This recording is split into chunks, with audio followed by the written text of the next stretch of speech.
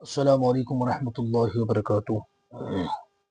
آپ کو معلوم ہے کہ ہم مسلمان آج کس طریقے سے اپنا رجحان اور ذہن بنا رہے ہیں۔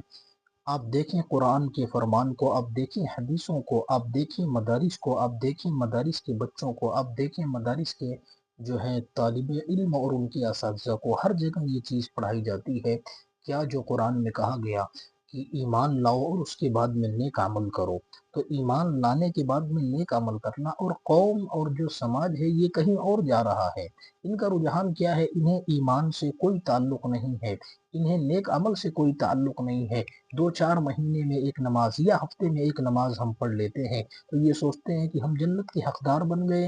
کیا یہی طریقہ صحابہ کرام کا، اہل بیت اطہار کا، پنجتن پاک کا، بزرگان دین کا، صحابہ کرام تابعین کا، تبع تابعین کا یہی طریقہ رہا؟ نہیں، وہ عمل کرتے تھے، ایمان لانے کے بعد مضبوطی سے انہوں نے عمل کیا، اور جو لوگ جنتی تھے، جیسے صحابہ کرام کے تعلق سے وہ 10 صحابہ کرام جنہیں نبی نے کہا نا یہ عشرہ مبشرہ ہیں، انہیں جنت کی بشارت نبی نے دنیا میں دے دی، تو کیا انہوں نے نماز چھوڑ دیا، روزہ چھوڑ دیا، صدقہ، زکوٰۃ اور بھی جو چیزیں نیک اعمال تھے، کیا انہوں نے سب بند کر دیا تھا؟ حالانکہ ان کے پاس میں جنت کا ٹکٹ تھا، ہمارے اور آپ کے پاس میں ہے نہیں، ہے نا؟ پھر بھی ہم یہ تمام چیزوں سے دور ہیں۔ بس ہمیں سوچنا ہے، غور و فکر کا یہ مقام ہے۔ بات اچھی لگے لائک اور سبسکرائب ضرور کرنا۔